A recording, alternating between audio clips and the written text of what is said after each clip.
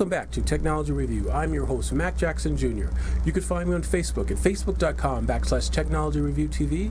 Remember to give us a thumbs up.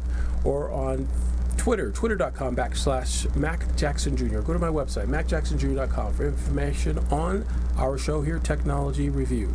In this segment, we call it the Business Spotlight. And today's guests will be from the Office of Nevada Attorney General, Bureau of Consumer Protection, Deputy Attorney General Laura Tucker. Hi, Laura.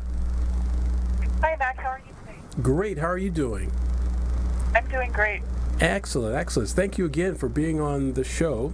I wanted to have you on to discuss the business responsibilities for consumer data and business scams, or scams that is, that can affect businesses, that can lead to identity theft and fraud. So, sorry. Oh, yeah, sure, go ahead. I was going to say, one of the most important things for businesses to be, small businesses in Nevada to be looking at is NRS 603A, and that's our data collection and privacy data security statute. Oh, okay, right. And in this new statute, is there any new information on it regarding the privacy of consumers, or what information gives us additional protection for consumers? So the most important thing is to understand, first of all, what a data collector is. Mm-hmm. And a data collector is any business entity that handles, collects, disseminates, or otherwise deals with non-public personal information. I see. Personal information, that definition changed slightly in the last legislative session 2 years ago. Mm-hmm. But it's essentially a person's first name or first initial and last name in combination with some other kind of spelled out information that's in the statute.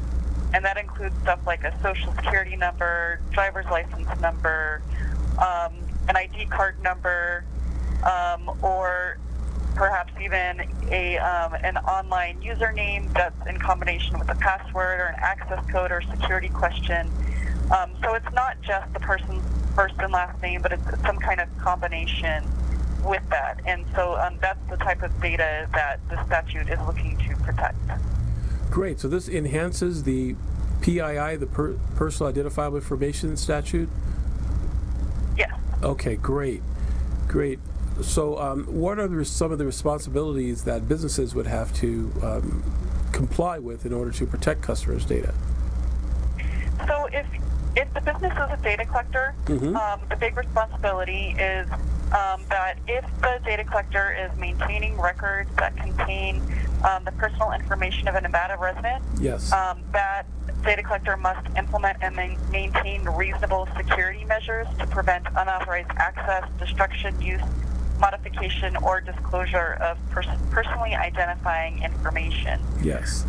Reasonableness hasn't really been defined, but we've got a couple tips on that can just make you as a business owner a little bit more savvy and smart in the way that it handles personal information.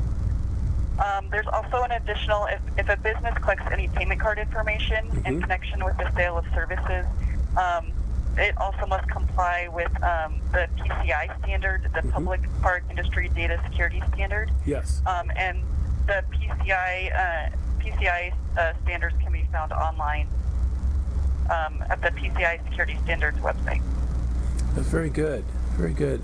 Are you seeing an increase as well in identity theft from businesses here in Nevada?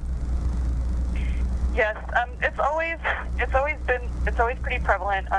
We're seeing lately a rise in technology-related scams.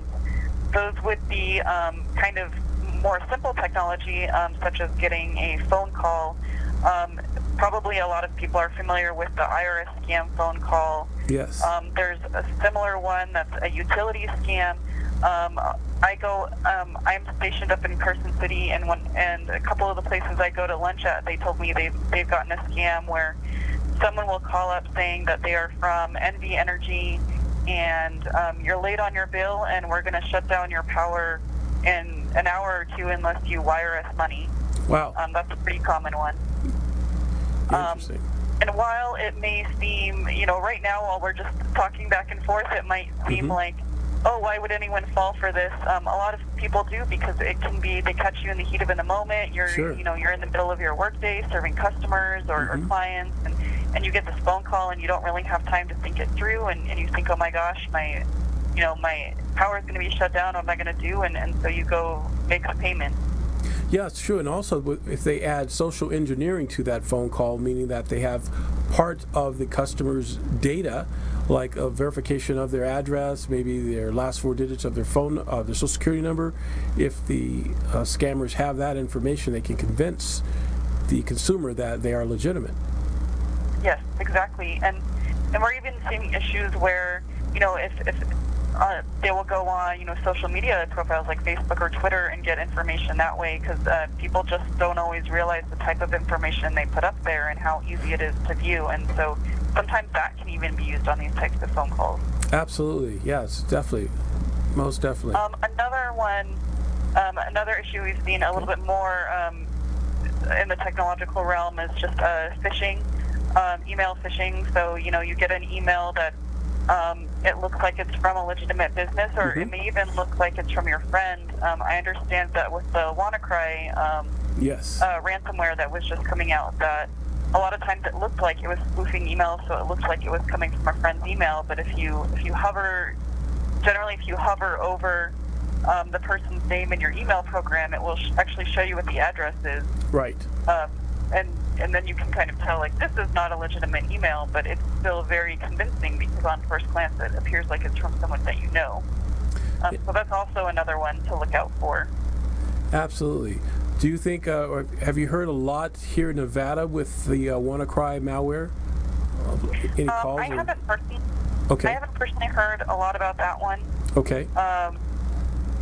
But ransomware is definitely a problem, and it's something that when we go out and speak to businesses, if we frequently go out and give presentations on identity theft, that we just alert them to ransomware being a problem. Yes, absolutely. It is definitely a prevalent problem, and it's happening a lot. So where do you think it's heading to, in your opinion, your office's opinion, in the future, as far as protecting consumers? Do you think it's something that we're going to be able to have a handle on as far as a governmental entity, or is it just hard to track right now? It is very hard. The technology is always changing. It's, the best thing to do if you're a small business is just prevention, to take steps on your own. Just because this is constantly evolving, whenever a government entity gets on top of a technological problem, the scam artists will just continue developing and work just as quickly to come up with something new. That's true. So prevention is really the key for ransomware and other types of data breaches. Absolutely, definitely. Well, that's great, Laura. I definitely appreciate you being here on our show. And if you have a few minutes, if you could hang on for a while when we go to break, I'd like to continue a conversation with you between the break here.